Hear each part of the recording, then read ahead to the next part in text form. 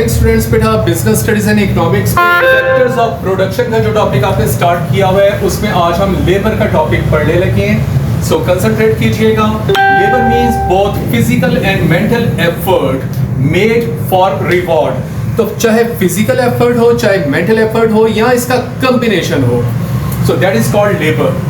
For example, work performed by a labor carpenter and farmer in the field is physical work। तो ये physical work की example दी गई है क्योंकि आमतौर पे जो एक कारपेंटर होता है या फार्मर होता है वो physical effort ज़्यादा करते हैं, जबकि on the other hand work performed by the teacher, clerk, doctor is mental work। तो ये आमतौर पे इनका mental work होता है। ओके जी, importance of the labour topic आप इसमें पढ़ने लगे हैं। तो labour plays a very important role in the production of the goods and services. Without labor's active participation, land and capital cannot produce anything। तो क्योंकि लेबर एक एक्टिव एलिमेंट होता है, अगर इसकी पार्टिसिपेशन ना हो तो लैंड एंड कैपिटल से आप प्रोडक्शन नहीं कर सकते, तो इनका कॉम्बिनेशन बनना जरूरी होता है। Huge industrial production in the rich countries and agricultural production in the agrarian economies are largely attributed to the unfatigable efforts of the labor। तो चाहे बहुत ज़्यादा इंडस्ट्रियल कंट्रीज की आप बात कर लें या एग्रीकल्चरल कंट्रीज की बात कर लें, तो लेबर जो है वो बहुत एक्टिव रोल वहाँ पे प्ले करती है। नेक्स्ट टॉपिक आप पढ़ने लगे हैं फीचर्स ऑफ द लेबर। तो फर्स्ट फीचर जो होता है इट इज पेरिशेबल, यानी ये वक्त के साथ साथ खत्म हो जाता है, इनकी एफर्ट्स आहिस्ता आहिस्ता पेरिश हो जाती हैं। Number 2, it is an active factor. Number 3, labour is a man not a machine, कि ये कोई इंसान होता है, मशीन नहीं होती। All labourers are not equally efficient.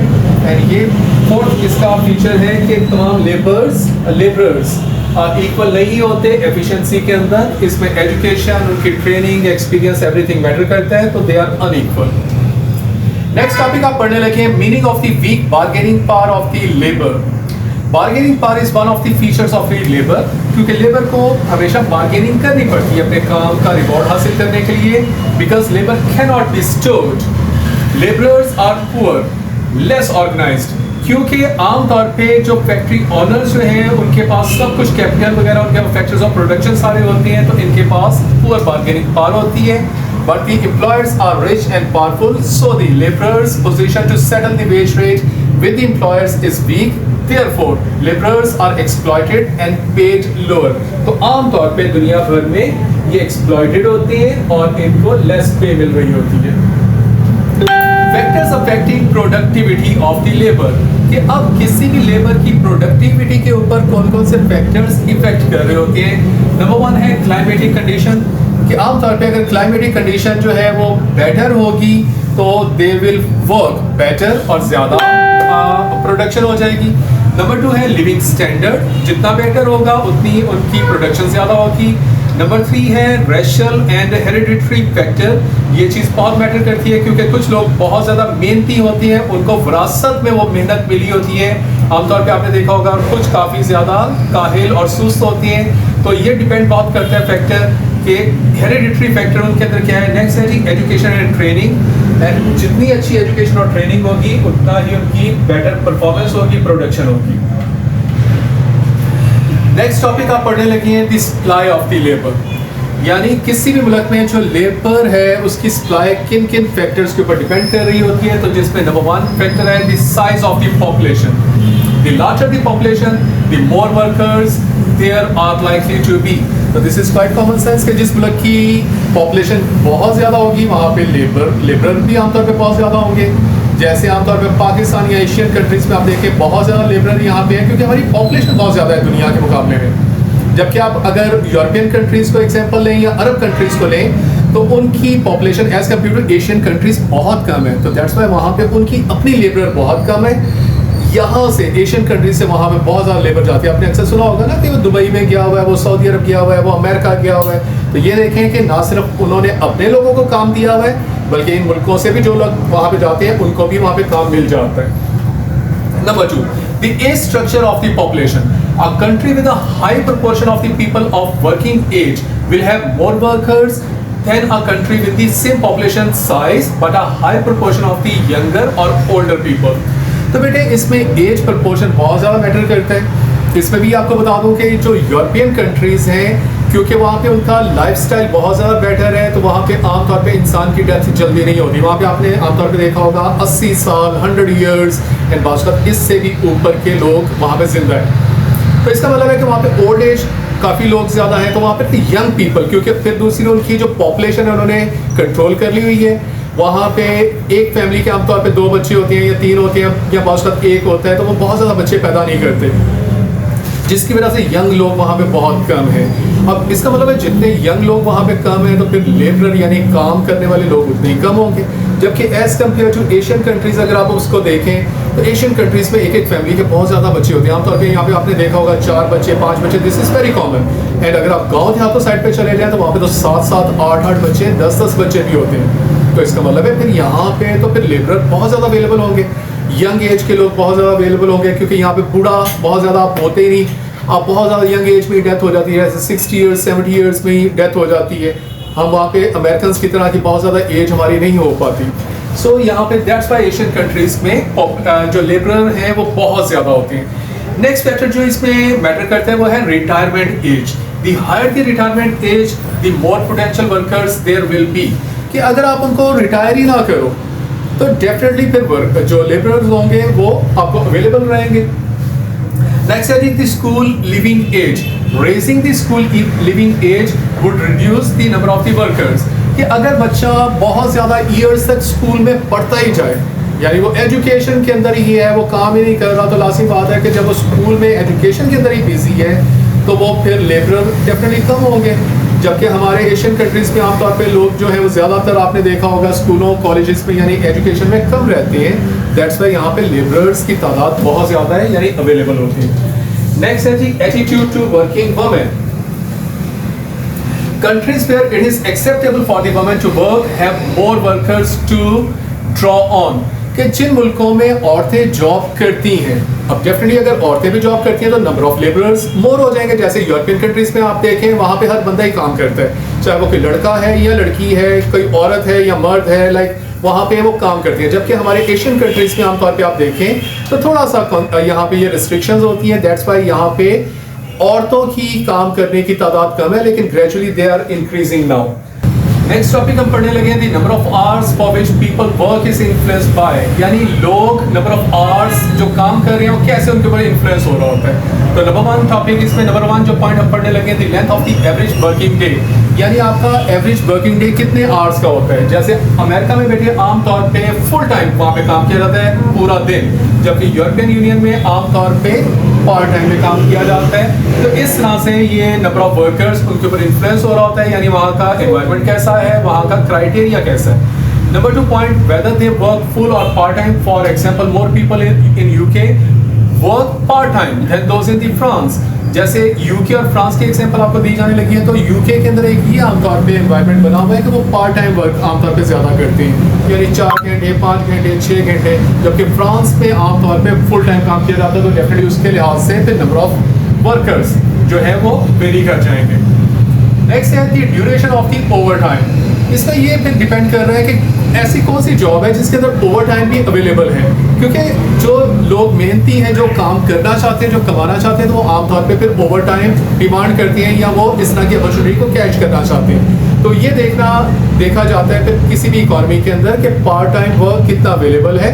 जितना ज़्यादा काम होगा आमतौर पर उतनी ही लेबर वहाँ पर अवेलेबल हो जाती है। नेक्स्ट है जी the length of the holidays availed by the workers. Okay बेटे, जैसे अगर अमेरिका और फ्रांस की हम यहाँ पे एग्जांपल पढ़ रहे हैं तो ये याद रखें कि वहाँ पे नंबर ऑफ हॉलीडेज को लोग वहाँ पे पसंद नहीं करते। वो आमतौर पे हॉलीडे में भी यानी छुट्टी वाले दिन भी वो अपने एम्प्लॉयर को कह रहे होते हैं कि हमें काम दें, यानी पार्ट टाइम काम दे दें, और उसके अगेंस्ट पे उनको कोई ना कोई सैलरी डन हो रही होती है। जबकि यूके के अंदर या यूरोपियन यूनियन के अंदर आपने पढ़ा है कि वहाँ पे आमतौर पे फुल टाइम वर्क नहीं किया जाता। वहाँ पे लोग बहुत ज़्यादा हार्ड वर्किंग नहीं होते, वो सिर्फ आमतौर पे पार्ट टाइम काम करने को तरजीह देते हैं, यानी 4 घंटे 6 घंटे। तो अगर वहाँ पे पार्ट टाइम काम अवेलेबल भी होगा, यानी ओवर टाइम अवेलेबल भी होगा, तो वो आमतौर पर उसको लेते ही नहीं है। नेक्स्ट पॉइंट है the amount of the time loss through sickness and illness. फिर ये भी एक बहुत ज़्यादा पॉइंट है इन्वॉल्व हो जाता है कि अगर कोई वर्कर उसकी सिकनेस या इलनेस की अगर कोई प्रॉब्लम उसको है, तो जितना ज़्यादा वो सिक रहेगा थ्रू आउट द ईयर, वो उतना ही नंबर ऑफ वर्कर्स आपको कम अवेलेबल होंगे। एंड जितने वो कम सिक होंगे यानी बीमार कम होंगे, तो उतना ही ज़्यादा आपको अवेलेबल होंगे। ओके बेटे, नेक्स्ट इसके अंदर आप जो पॉइंट पढ़ने लगे, that is mobility of the labour. The mobility of the labour varies. Some workers may find it difficult to move from one area of the country to another or from one country to another. तो बेटे कुछ workers ऐसे होते हैं जो आमतौर पे अपनी जगह से मूव करना उनको बहुत मुश्किल होता है, यानी एक शहर से दूसरे शहर या एक मुल्क से दूसरे मुल्क। And therefore that is called geographical immobility. तो इसको हम geographical immobility कहते हैं। And some may find it difficult to switch from one type of the job to another type, that is called occupational immobility. यानी अगर वो एक job कर पा रहा है, हो सकता है जब उसको दूसरी जॉब ऑफर हो तो हो सकता है वो उसको ना कर पाए, तो उसको कहते हैं ऑक्यूपेशनल इमोबिलिटी। ओके बेटे, अब पॉइंट आप इसमें पढ़ने लगे हैं, the causes of the geographical immobility include, कि अगर जियोग्राफिकली इमोबिलिटी कहीं पे अप्लाई हो रही है तो उसकी क्या क्या कॉजेज हो सकती है, क्यों वो एक जगह से दूसरी जगह पे नहीं जा पा रहा। तो सर पहली तो ये रीजन हो सकती है differences in the price and availability of the housing in different areas and the countries. तो ये देखिए, workers who lose their jobs in poor areas may not be able to take up jobs in the rich areas because they cannot afford or find housing there। क्योंकि अगर किसी दूसरे शहर में जाके या दूसरे मुल्क में जाके अगर उसको सपोज करें जॉब मिल रही है, तो ये भी तो पॉसिबिलिटी है कि वहाँ पे हाउसिंग बहुत महंगी हो, वहाँ पे लिविंग स्टैंडर्ड को मेंटेन करना बहुत मुश्किल हो, तो जिसकी वजह से वो अफोर्ड नहीं कर पा रहा और इस वजह से वो जा नहीं पा रहा। This is one point. Second है फैमिली टाइज, कि हो सकता है फैमिली टाइज उसकी इस तरह की है कि वो अपने घर वालों को छोड़ कर ही जा पा रहा। तो ये देखिए, people may be reluctant to leave the country city they are currently living in because they do not want to live away from their friends and relatives, के वो अपने दोस्तों और रिश्तेदारों से दूर नहीं जाना चाहते। इस वजह से जो है जियोग्राफिकल इमोबिलिटी हो सकती है। नेक्स्ट इसमें पॉइंट आ सकते हैं differences in the educational system in different areas and countries. People may not be willing to move to a job elsewhere if disrupts their children's education। आमतौर पे ये भी देखा गया है कि उनके बच्चे अगर किसी एरिया में पढ़ रहे हैं, किसी कॉलेज में, स्कूल में, यूनिवर्सिटी में, तो वो आमतौर पे बच्चों की तालीम को डिस्टर्ब नहीं करना चाहते, डिस्टर्ब नहीं करना चाहते कि अगर ये बच्चे यहाँ पे पढ़ रहे हैं तो मैं मजबूर हूँ यहीं पे काम करने के लिए, दैट्स व्हाई मैं दूसरे एरिया में नहीं जा सकता। नेक्स्ट है जी lack of information. People without jobs or those in poorly paid jobs may stay where they are because they are unaware of the job opportunities elsewhere। तो फिर एक रीजन ये भी आ जाती है कि बाज़ लोग जहाँ पे जॉब कर रहे होते हैं उनको बाकी जगहों की जॉब्स की अवेयरनेस नहीं होती, यानी उनके पास नॉलेज ही नहीं होता, उनको पता ही नहीं होती कि फलां जगह पे भी जॉब है, जिसकी वजह से भी वो एक जगह से दूसरी जगह नहीं जा पाते। Last point is restrictions on the movement of the workers। It is often necessary to obtain a work visa to work in another country and these can be limited in supply। फिर एक जगह से दूसरी जगह जाना या एक मुल्क से दूसरी जगह जाना, इस पर भी आपने देखा है कि आमतौर पे वीज़ा और पासपोर्ट इस तरह की मतलब डॉक्यूमेंटेशन की ज़रूरत होती है, जो कि प्रॉब्लम क्रिएट करती है वर्कर्स को एक जगह से दूसरी जगह जाने में। There are also a number of the causes of the occupational immobility। अब हम occupational immobility की बात करने लगे हैं। Again there may be a lack of the information about vacancies in the other types of the jobs। हो सकता है कि उनके पास awareness ही ना हो। Number 2, the main cause however is a lack of the appropriate skill। हो सकता है उसके पास appropriate skill ही ना हो दूसरी जॉब करने के लिए, and qualification ही ना हो उस तरह की, उसके पास courses ना हो। A shortage of the doctors cannot be solved by hiring street workers। जैसे यहाँ पे एग्जांपल दी गई है कि डॉक्टर्स को आप स्ट्रीट वर्कर्स के साथ रिप्लेस नहीं कर सकते। डॉक्टर्स का काम कर सकते हैं, स्ट्रीट वर्कर का काम कर सकते हैं। फाइनली बेटे ये आप सिर्फ डेफिनेशन पढ़ने लगे और ये टॉपिक एंड हो जाएगा कि ऑक्यूपेशनली मोबाइल का मतलब होता है केपेबल ऑफ चेंजिंग यूज, यानी एक जॉब से दूसरी जॉब में टाइप ऑफ जॉब चेंज कर सकना। एंड ऑक्यूपेशनली इमोबाइल का मतलब होता है कि एक टाइप की जॉब से दूसरी टाइप पे जाने का मुश्किल होना, यानी incapable of changing use. Geographically mobile का मतलब होता है एक जगह से दूसरे जगह जाने का काबिल हो जाना, यानी capable of moving from one location to another location. Geographically immobile का मतलब होता है एक जगह से दूसरी जगह जाना मुश्किल हो जाना, यानी incapable of moving from one location to another location.